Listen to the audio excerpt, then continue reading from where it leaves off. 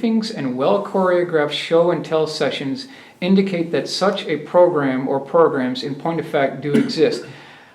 Peter, can you think of any additional independent sources who may have attended the alleged classified military aircraft exhibit, which took place inside Lockheed's L-1011 hangar at Air Force Plant 42 on November 12, 1988?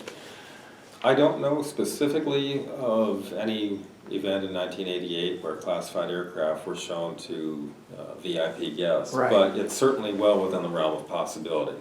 Okay. In the history of black programs, things going back to, like, say, Have Blue, a surprisingly large number of people were briefed in at least to some level of knowledge about these programs. And this is particularly true if you have an acquisition program and you're trying to get support from members of Congress who are briefed into special access programs, or military generals and policymakers.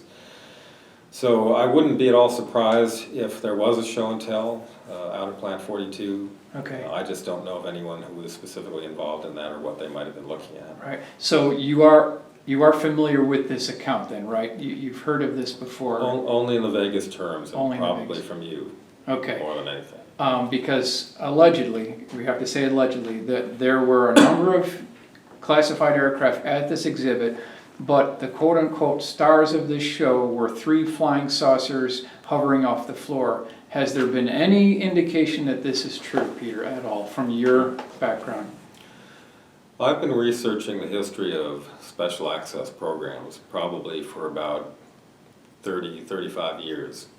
Yeah. And a lot of the information that comes out is from declassified documents, from unclassified documents, but there's also a lot of interviews with people who worked in the black world, and you get rumors and speculation, and there are people who will leak out little hints and things like that.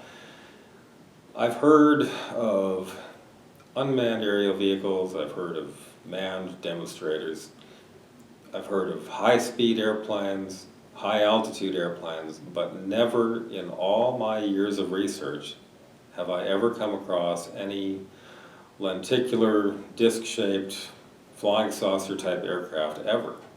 Nobody's even dropped a hint of that. And so I've just never come across anything to support it. Okay. In the past, various groups have looked at disc shapes for different purposes. In the days of developing a lifting body type vehicle that evolved into the space shuttle, the 2 shapes were primarily considered early on were a half cone and a flying saucer.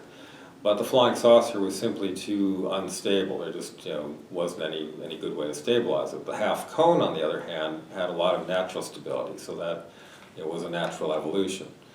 And by the time we finally got to having a space shuttle, we ended up with an entirely conventional airframe with a delta wing and a fuselage, so they abandoned the lifting body altogether.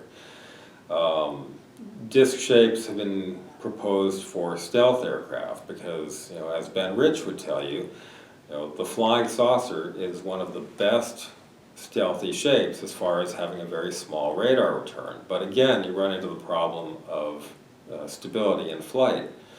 Look at Have Blue or the B-2. These are exotic, but more conventional than a saucer. And yet, to keep them flying, you need to do all kinds of things with the avionics, with multiple redundant computer systems and things to counteract the lateral directional stability problems in all axes. So, whereas the saucer shape offers some advantages in one area, it's entirely useless in others. There have been some unmanned aerial vehicles that use a saucer-type shape with a lift fan in the center. I've only heard of those being built in a very small scale, maybe something that would sit on this tabletop or maybe a little larger. And those have some uses too, but I've never heard of any type of disc-shaped aircraft with a pilot on board or anything that could defy gravity in any way. Every universally, every type of black program I've ever heard of with any sort of real evidence behind them has been essentially very conventional, even if the manufacturing techniques were new and advanced, or the avionics were new and advanced, but essentially it was all what you would expect to find in today's modern aircraft factory. So Peter, would you officially challenge eyewitness reports who claim to have seen these saucers in the hangar? Would that be your official statement, that you would challenge those sightings? I would say if somebody told me that he had been in this hangar and saw, one or more disc-shaped aircraft hovering several feet above the ground, I would tend to be skeptical just based on my own experience of the aerospace industry and the state of the art. I couldn't outright say, well, he's lying because I don't know, what he saw and what he didn't see. But I would personally be skeptical that such a thing existed. Mm-hmm. Okay. At least one source indicated that Lockheed's proposal for the ATB Stealth Bomber competition, known as Senior Peg, was also present at the exhibit. So when we touched on this before, Peter, was a man-flying prototype of this aircraft actually flown? So would it be the Lockheed Senior Peg? Was that flown at all? In the early days of the advanced technology bomber competition, Lockheed offered a concept they called Senior Peg, and Northrop offered their advanced strategic penetrating aircraft, which eventually became the B-2. There were some fairly different approaches to the two designs. Northrop went back to its roots in terms of a flying wing, like Jack Northrop had in the 1940s, and Lockheed kind of drew upon the lessons learned from the F-117 and Have Blue. And frankly, I don't think that the Lockheed model had as good the RCS values as Northrop's model did. Okay. And there was a lot of political pressure on Lockheed to drop out because they really wanted to expand the industrial base for stealth and have Northrop get a win. After all, Lockheed had already swept them out of the stealth fighter development, and so now it was kind of Northrop's turn to get something new. As far as I know, Senior Peg was only produced as a subscale radar test model. I've seen a couple different versions, one very faceted, the other with smoother lines. I don't know if these were intended to be two different aircraft, because there was a time when they were talking about an F-111 size aircraft and then a larger type aircraft, and maybe building two different things, and they finally just settled on the larger ATB. Okay, so you don't think Lockheed ever built their version of the ATB? I don't know that Lockheed ever did. I don't think they did. At least Okay. I've never met anyone who said they flew it or that it was built. And so I think they just went with the radar models and finally gave up. Okay. Peter, can you relate 3 examples of spooky or black aircraft stories that you've heard over the years that you feel have a measure of credibility to them? Yeah, let's see. What would be some good examples? For me, a good black aircraft story has to have some tangible element in order to be really believable. If someone says they saw a flying triangle at night, I'm probably going to come close to dismissing that out of hand just because of what I know about observing airplanes at night. But if someone has in their official Air Force bio that they flew a classified prototype, or they have some weird aircraft designation, then I'll say, okay, now we've got something. And when they have these mysterious program patches, and one guy has it, and then another guy has it, and they're both test pilots, and you say, well, okay, there's something to this. There was obviously a program where you had more than one person flying a plane, so there was at least one airframe, if not more.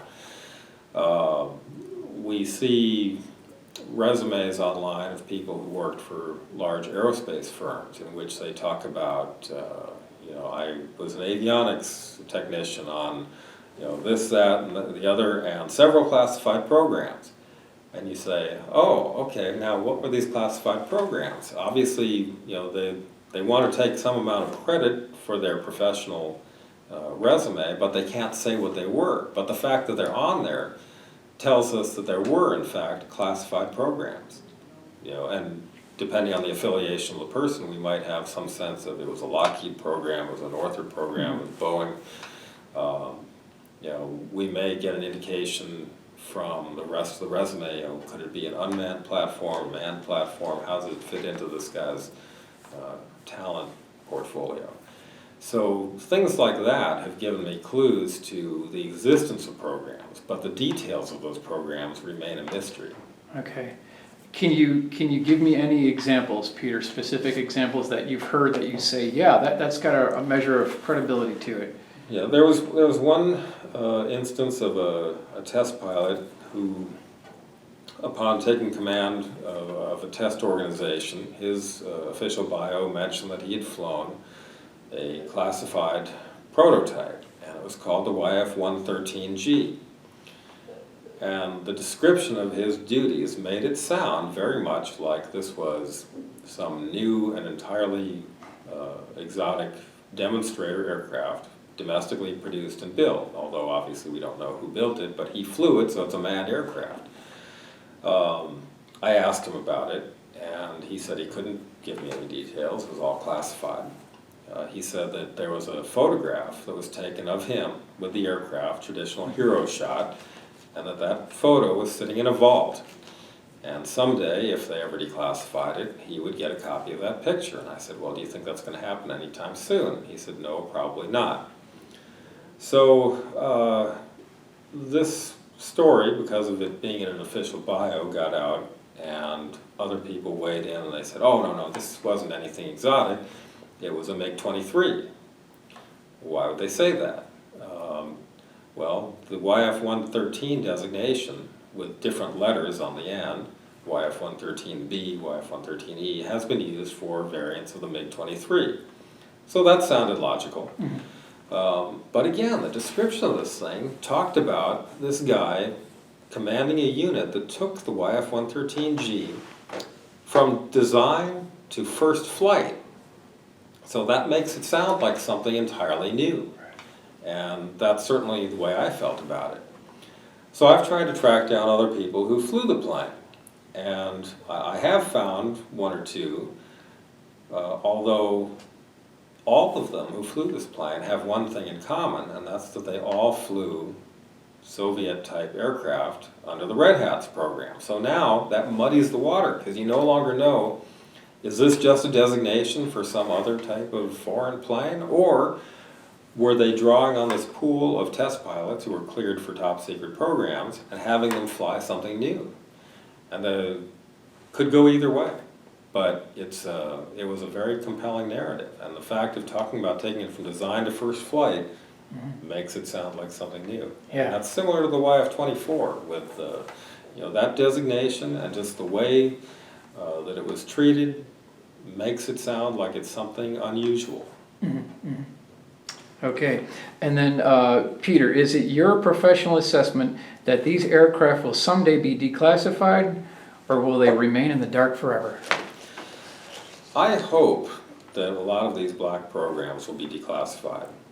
And it's hard to say. You have to look back at the history of special access programs. The A-12 Blackbird was designed as a top secret, unacknowledged program. It flew in 1962 on its first flight. Right.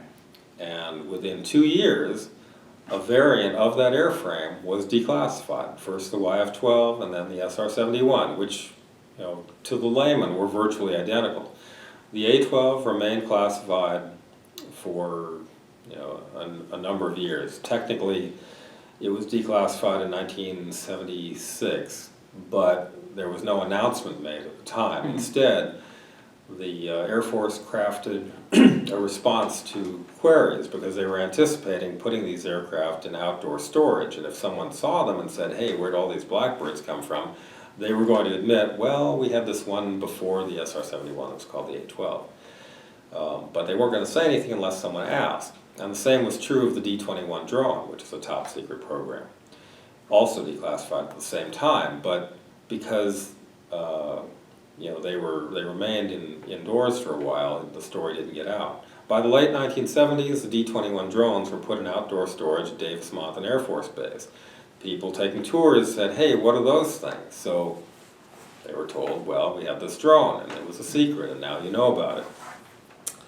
Similar thing in 1982 with the A-12, when they put them outdoors at Plant 42, because they needed the hangar space for the U-2 operation. So you could argue that the A-12 was, technically declassified within a couple of years of its first flight, Right. by dint of the other versions, but realistically, that specific airframe didn't come out until 1982, so 20 years after the fact.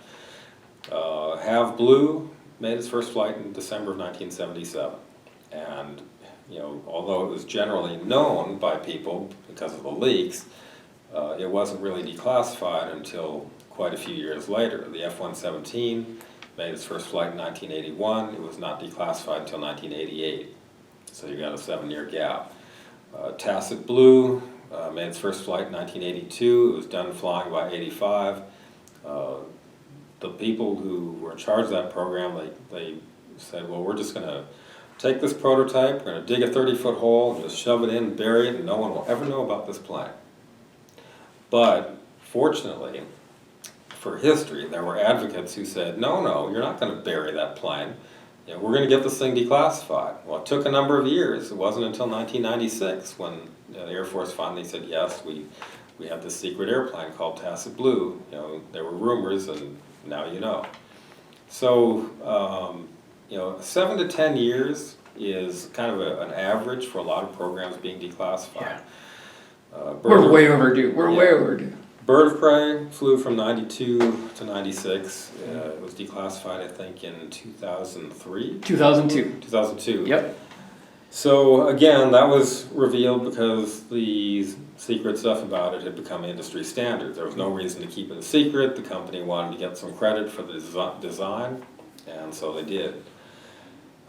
Yeah, we are overdue. There's a lot of programs. The thing that flew in the summer of 1983, for instance, it's been decades. Why don't we know about that? Was there only one built? Probably, because we don't know anything.